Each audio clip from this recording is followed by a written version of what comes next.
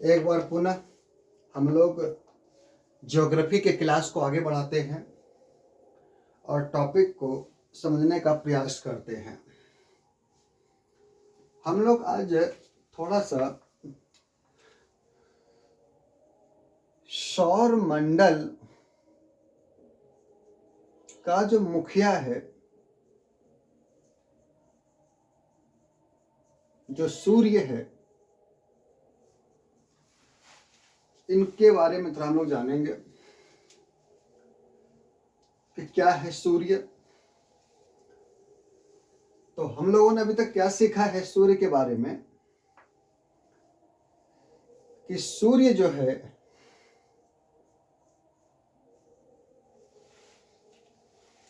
सूर्य कहाँ है। इसका जवाब मुझे कहाँ मिलता है? सूर्य जो हमारी आकाशगंगा है, हमारी आकाशगंगा जिसका नाम मिल्की वे है, जिसको लोग दुग्ध मेखला भी कहते हैं,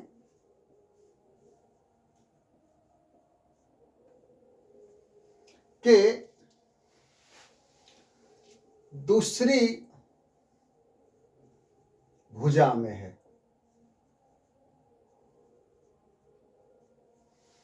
हमने क्या सीखा कि सूर्य कहाँ है? हमारे आकाशगंगा दूध मेखला के दूसरी भुजा में है। इसका अगर लोकेशन देखेंगे तो ये हमारा बल्ज है, बल्ज जो ब्लैक होल है, ब्लैक होल है। और इस बल्ज के चारों बगल इस प्रकार से ये हमारी आकाशगंगा है और हमारा सूर्य यहां स्थित है।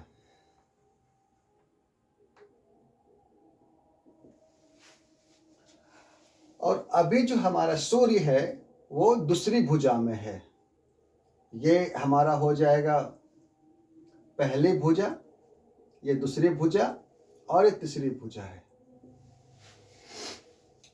तो ये भी लिखेंगे दूसरी भुजा में है ये। प्लस अगर हम आकाशगंगा के बारे में कुछ जानने का प्रयास करें तो हमारी जो आकाशगंगा है, जिसको मिल्की वे कहते हैं, इनका पड़ोसी जो नजदीक का जो आकाशगंगा है, जो नजदीक का जो आकाशगंगा है वो भी सर्पिलाकार ही है। यहाँ पर बल्ज है, ठीक है। उसका नाम है एंड्रोमेडा। एंड्रोमेडा जो बगल का है, पड़ोसी है। पड़ोसी बोलिए या नजदीक का बोलिए, वो एंड्रोमेडा है। और अगर हम यह देखें कि हमारे सूर्य का पड़ोसी तारा कौन है, सूर्य भी एक क्या है? तारा है।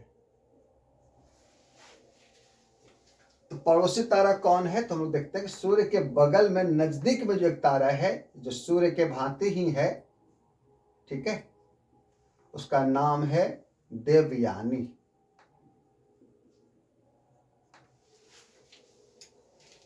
लोग ये समझ रहे हैं? अब प्रश्न यहां पर यह कि तारा क्या होता है? तारा क्या है? तारा क्या है? तो लोग बहुत पहले पढ़ चुके हैं, जिसमें अपना प्रकाश है।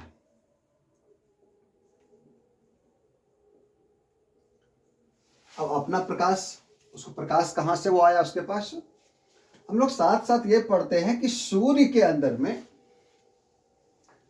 हाइड्रोजन प्लस हीलियम गैस की प्रधानता है। सूर्य में हाइड्रोजन और हीलियम गैस की प्रधानता है। अगर आप परसेंटेज को देखेंगे, लगभग 74% आपका हाइड्रोजन है और 24% आपका हीलियम है, और यही गैस है। तो अगर आप इसको देखेंगे तो ये हाइड्रोजन जो है, हाइड्रोजन के 4 अणु जो है मिल करके नाभिकीय संलयन द्वारा, नाभिकीय संलयन के द्वारा वो हीलियम का नाभिक बनाता है। यानी 4 हाइड्रोजन्स मिलता है और एक हीलियम बनता है, और इस मात्रा में काफी ऊर्जा का उत्पत्ति होता है, काफी ऊर्जा। और यह ऊर्जा लगभग 1.5 10⁷ डिग्री सेल्सियस इतना तापमान का उत्पत्ति होता है। तो यही जो ऊर्जा देख रहे हैं, यही ऊर्जा जो है सूर्य के अंदर में प्रकाश का कारण बनता है। ठीक है, तो क्वेश्चंस ये पूछा जाता है कि सूर्य में कौन सी क्रिया हो रही है, तो सूर्य में नाभिकीय संलयन अभिक्रिया हो रही है। संलयन लो होना चाहिए। सूर्य में नाभिकीय संलयन अभिक्रिया हो रही है, जहां की नाभिक, छोटे छोटे नाभिक जुड़कर बड़े नाभिक बनते हैं, बड़े नाभिक का निर्माण करते हैं। तो यहाँ हाइड्रोजन्स मिल रहा है और हीलियम बन रहा है। कहीं हम लोग पढ़ते हैं कि सूर्य एक गैसीय गोला है, गैसीय गोला है। अब ये क्या होता है? गैसीय गोला का अर्थ ये नहीं कि सूर्य गैस अवस्था में है।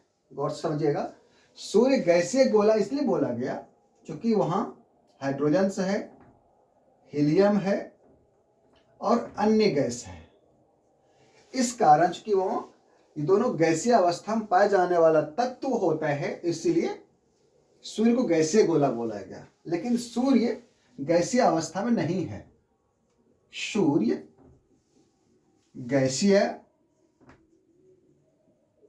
अवस्था में नहीं है। तब यह है किस रूप, किस अवस्था में? तो आप कहेंगे कि सर जी ये हो सकता है कि ये ठोस में हो, तो ये ठोस में भी नहीं है, सूर्य ठोस अवस्था में भी नहीं है। द्रव हो, इस अवस्था में भी नहीं है, और गैस तो ये है ही नहीं। तो होता क्या है कि चौथी अवस्था है, लोग जो पढ़े होंगे उसको बोलते हैं प्लाज्मा अवस्था। सूर्य जो है प्लाज्मा अवस्था में है, न ठोस है, न द्रव है, न गैस है, बल्कि सूर्य प्लाज्मा अवस्था में है। समझ में आ रही है बातें? अगर हम और कुछ बातों को जानने का प्रयास करें सूर्य के बारे में, तो ये ध्यान रखिए कि सूर्य की जो त्रिज्या है, त्रिज्या की बात करेंगे अगर आप, तो इसकी त्रिज्या 6960000 इतना किलोमीटर है। अगर व्यास करना है तो प्राय त्रिज्या व्यास पूछा जाता है, इसको 2 से गुना कर दीजिए, 6960000 जो भी आएगा वो आप लिख लीजिएगा। ये इनका व्यास हो गया। अगला प्रश्न यहां से पूछा था कि सूर्य का जो प्रकाश है वो नाभिकीय संलयन से प्राप्त हुआ। ठीक है, लेकिन यह प्रकाश का उपयोग किस काम में होता है? तो सूर्य प्रकाश का मुख्य उपयोग जो है, हम लोग सब जान रहे हैं कि प्रकाश संश्लेषण में होता है। प्रकाश संश्लेषण में होता है। अगर प्रकाश संश्लेषण नहीं हो तो पृथ्वी पे जीव का अस्तित्व ही नहीं है, क्योंकि फिर जीव खाएंगे क्या? पेड़ पौधे तो रहेंगे ही नहीं, जीव जंतु कैसे हो पाएंगे? तो भोजन प्राप्त करने के लिए, जीवन का संचालन करने के लिए प्रकाश संश्लेषण का होना अति आवश्यक है। इसके अलावा सूर्य से जो क्वेश्चन आता है वो देखिएगा, यहां से यह पूछा जाता है कि प्रकाश की चाल क्या है सूर्य का, प्रकाश की चाल। तो ध्यान रखिएगा, सूर्य की जो प्रकाश की चाल है वह 3 लाख किलोमीटर प्रति सेकेंड है, और ये निर्वात की चाल है, मतलब शून्य में चाल है, जहां की कोई मीडियम नहीं है। ध्यान रखिएगा। और ये चाल ऐसी चाल है, इसको माना गया है कि विश्व में ही नहीं बल्कि पूरी ब्रह्मांड में ये मैक्सिमम चाल है। तो इसको हम लिखेंगे, है ना, हाँ, ब्रह्मांड में ये मैक्सिमम स्पीड है, इसके बाद कोई स्पीड नहीं होता है। तो महत्तम चाल क्या हो सकती है, तो वो 3 लाख किलोमीटर प्रति सेकेंड जो मैक्सिमम चाल हो सकती है, इसको माना गया है। एक बात ध्यान रखिएगा, बाकी ये जो आप पढ़ेंगे आगे, जब हम फिजिक्स पढ़ेंगे तो बाकी प्रकाश की चाल जो है माध्यम पे तय होता है। माध्यम का मतलब हो गया कि अलग अलग माध्यम, इसकी चाल अलग अलग होती है, वो एक अलग चीज है। लेकिन मैं निर्वात की मैं बात करूं, या समान रूप से पूछा जाता है कितनी चाल होती है, तो 3 लाख होती है। ऐसे कहीं आपको मिलेगा कि ये 2,98,000 इतना होता है प्रति सेकेंड, ये चाल है। और ये चाल की अगर हम देखते हैं तो ये हमारे वायुमंडल में चाल है, ये चाल देखिएगा। खैर चलिए, तो माध्यम के अनुसार चाल तय होती है, अगर माध्यम जैसा होगा वैसा चाल होगा। खैर, अगला बात यहां पर यह है कि प्रकाश तरंग कैसा है। अभी हम जब सूर्य की संरचना को देखेंगे तो पता चलेगा कि सूर्य का प्रकाश जो तरंग है वो विद्युत चुंबकीय तरंग है, विद्युत चुंबकीय तरंग है। और यह तरंग जब पृथ्वी के वायुमंडल में, पृथ्वी के वायुमंडल में प्रवेश करेगा, प्रवेश करने के बाद इनका चाल हो जाता है अनुप्रस्थ, इनका प्रकृति मतलब प्रवृत्ति, बोलिए प्रवृत्ति इसका हो जाता है अनुप्रस्थ। अनुप्रस्थ तरंग जान रहे हैं, जो इस प्रकार से चलता है। तो ये आप लोग को ध्यान रखनी होगी कि ये विद्युत चुंबकीय तरंग है, ठीक है। विद्युत चुंबकीय तरंग उसे कहते हैं जिसको चलने के लिए किसी माध्यम की आवश्यकता नहीं होती है, किसी भी माध्यम के बिना गति करता है, ये चलता है। ये हमारा विद्युत चुंबकीय तरंग है। तो इतना सभी आप लोग उतारिए, फिर इसको हम आगे लेते हैं, या मैं इसको इरेज कर देता हूं।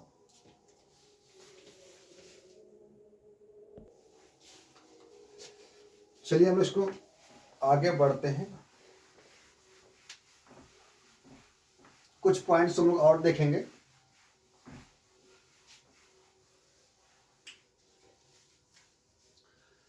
कुछ पॉइंट्स यहां पर ये है, अगर हम लोग सूर्य की चाल देखेंगे तो सूर्य की भी चाल होती है,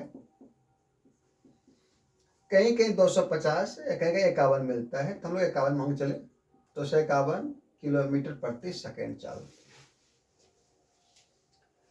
इस चाल से जो है यह सूर्य, ये आकाश गंगा को चक्कर लगा रही है, समझ रहे हैं। इस चाल से कहता है क्या कि सूर्य इस चाल से जो मिल्की वे का दूसरी जो भुजा है उसको चक्कर लगाने में जितना समय लगेगा वह समय ही कहलाता है, यानी इस चाल से है ना, एक पूर्ण चक्कर लगाने में, यानी आकाश गंगा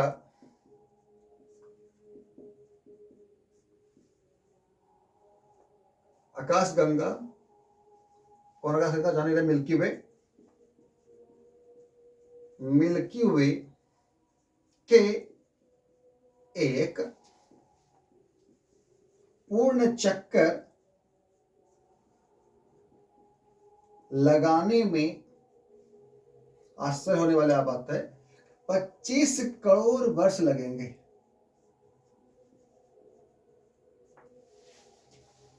25 करोड़ वर्ष, इसलिए इसको बोलते हम लोग है ब्रह्मांड वर्ष।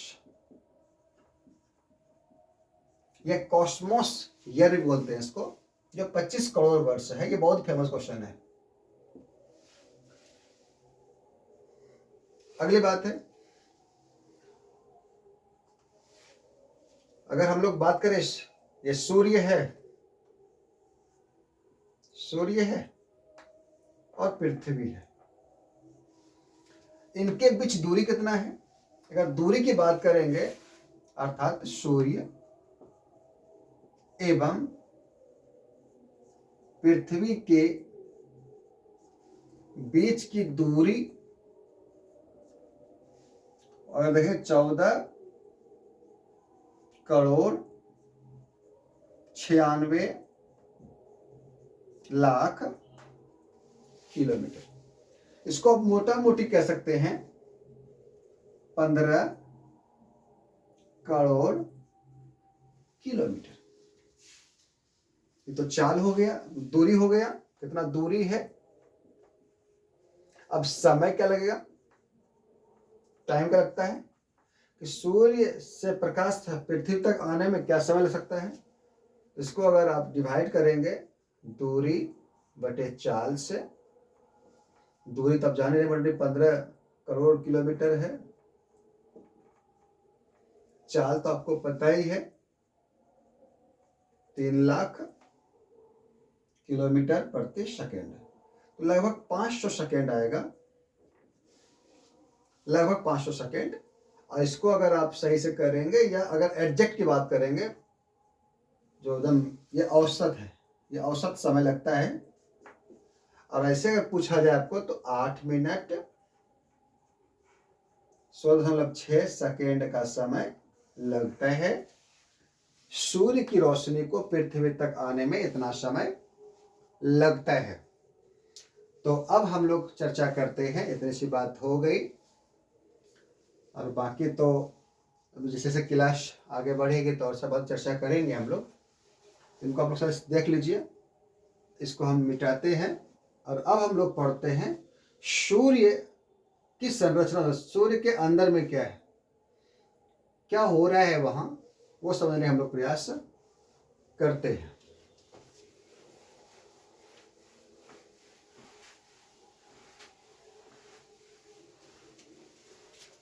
एक चीज ध्यान रखिएगा, यह सूर्य जो चक्कर लगा रही है मिल्की वे का, तो ये चक्कर लगा रही है पूर्व से पश्चिम दिशा में।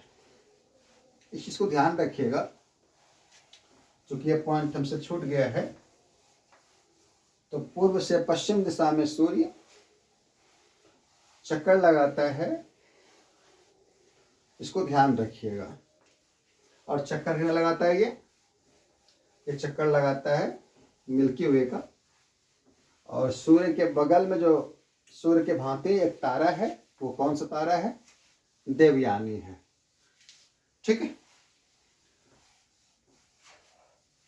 अब तो हम लोग हेडिंग मारते हैं सूर्य की संरचना।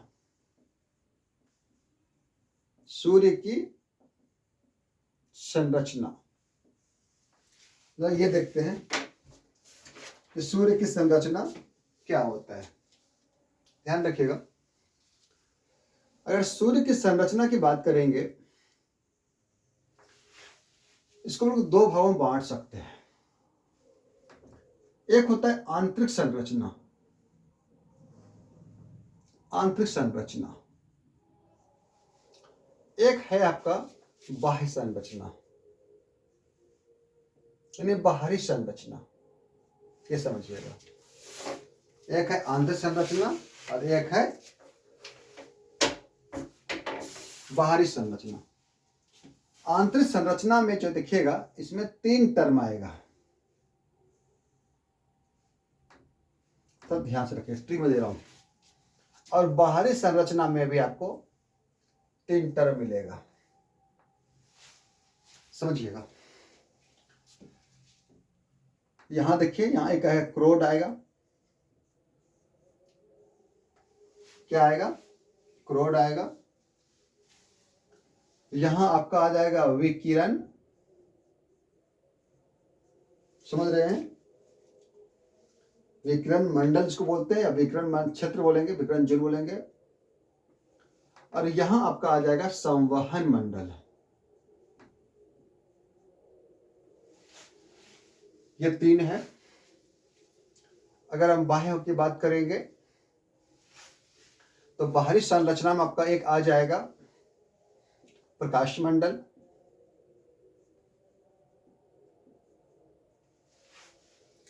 और अगर हम यहां बात करें ये कोरोना कहलाएगा,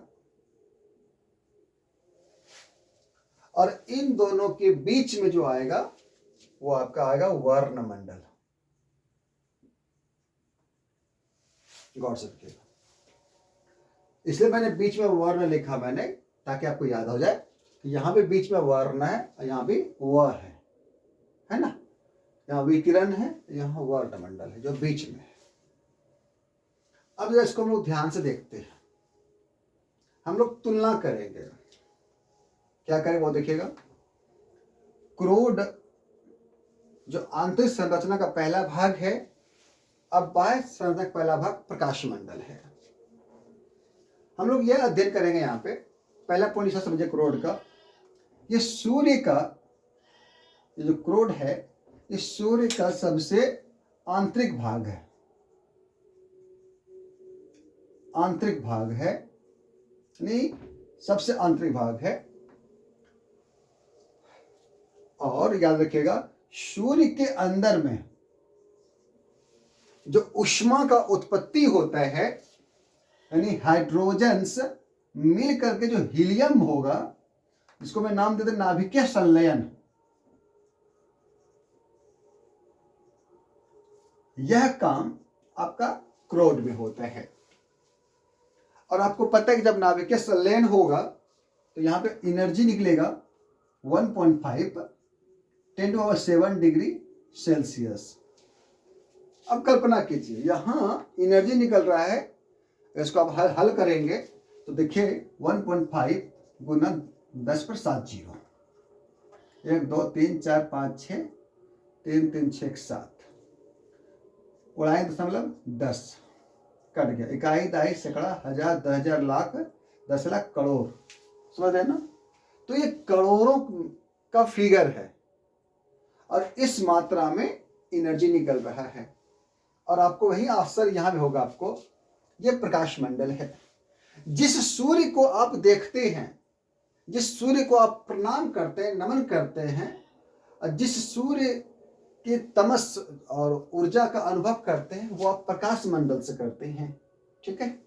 और यहां इसका तापमान होता है 6000 डिग्री सेल्सियस। इस बात को नहीं भूलिएगा आप लोग, ठीक है। तो पहला पॉइंट ध्यान रहेगा। दूसरा पॉइंट यहां पर यह है दोस्तों कि जो क्रोड में देखिएगा, यहाँ इतनी ज्यादा टेम्परेचर होता है, यहाँ जो क्रोड है ना ठोस के रूप में दिखाई पड़ेगा, ना द्रव होगा और ना गैस होगा, ये नहीं होता है। बल्कि यहाँ ये जो क्रोड है आपका, ये प्लाज्मा अवस्था में होता है, ये प्लाज्मा अवस्था में होता है। तीसरा पॉइंट यहां से ये ध्यान रखना है क्रोड से कि सूर्य को जो ऊर्जा मिलता है, ये ऊर्जा उसको क्रोड से ही मिलता है। इसको हम लोग बोलते हैं पावर हाउस भी कहते हैं, इसको पावर हाउस कहते हैं। इस बात का ध्यान रखिएगा। तो हम लोगों ने क्या क्या समझा कि नाभिकीय संलयन कहाँ का हो रहा है, क्रोड में हो रहा है। ये सूर्य का आंतरिक वाला भाग है, ये प्लाज्मा अवस्था में होता है, इसको सूर्य का पावर हाउस कहते हैं। अब होता क्या है, अगर ये वाला बात आपको समझ में आ गया तो हम आगे बढ़ते हैं। यहां ऊर्जा का उत्पत्ति हुआ, एनर्जी निर्माण हुआ।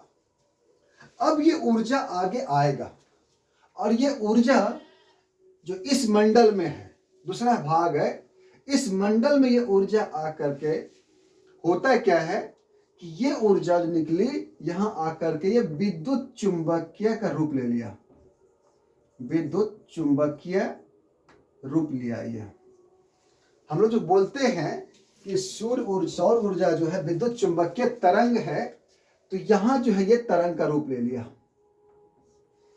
यानी याद रखिएगा कि सौर ऊर्जा जो है आपका विद्युत चुंबकीय का रूप यहां ले लेता है। एक पॉइंट याद रखिएगा।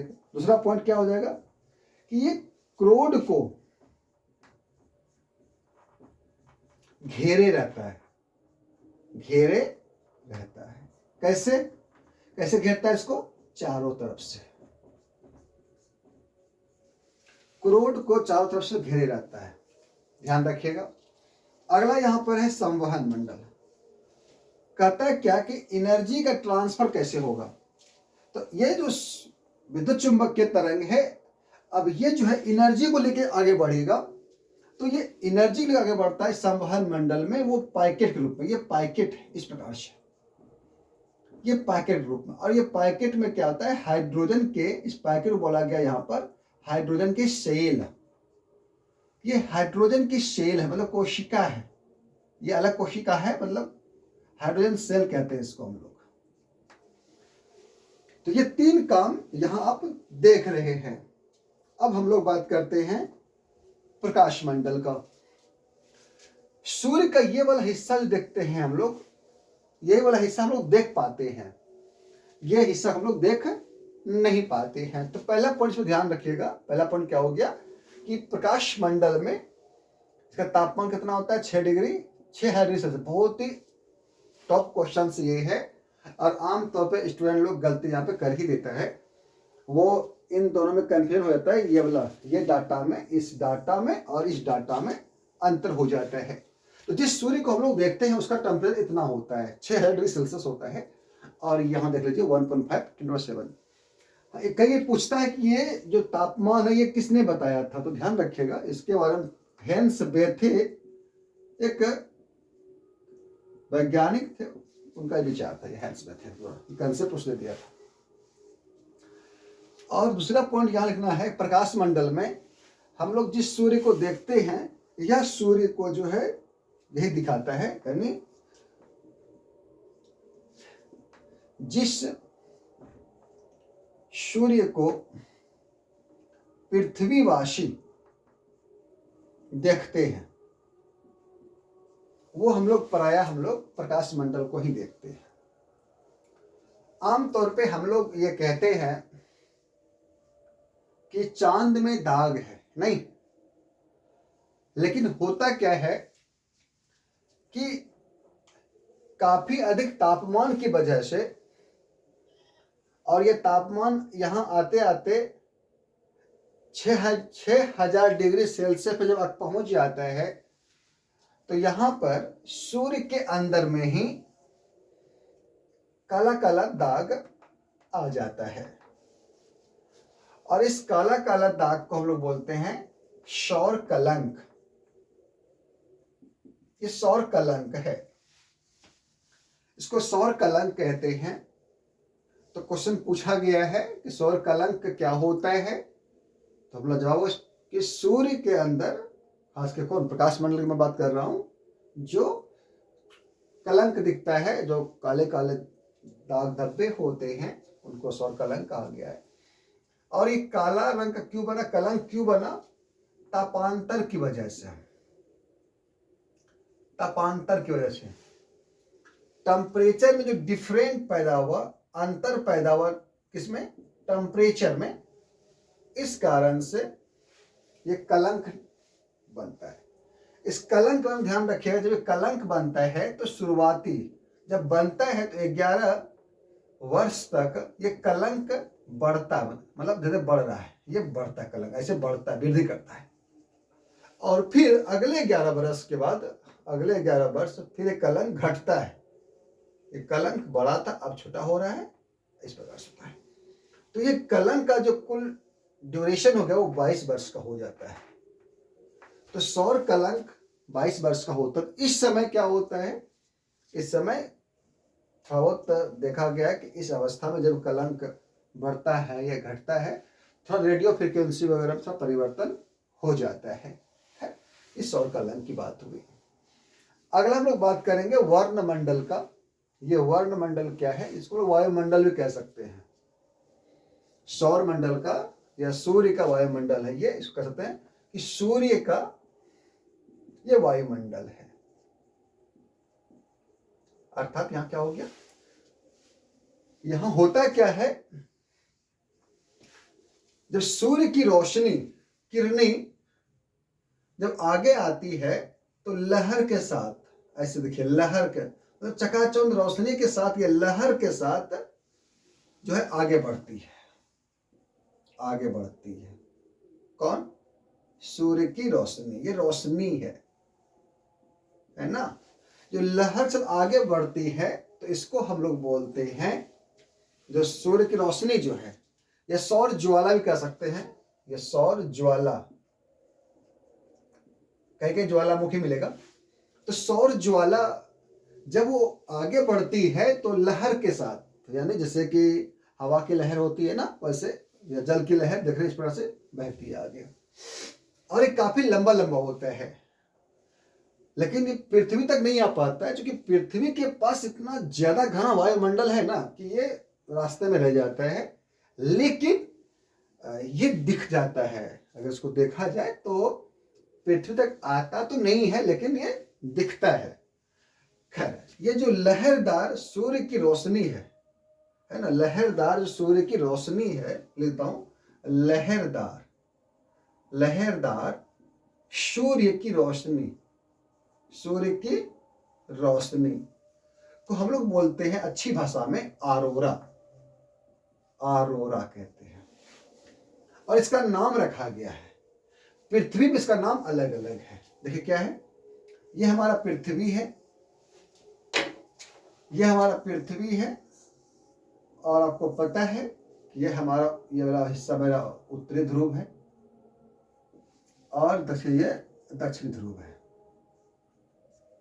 दक्षिणी ध्रुव है, ये उत्तरी ध्रुव है। और इस अरोरा का नाम अलग अलग रखा गया है।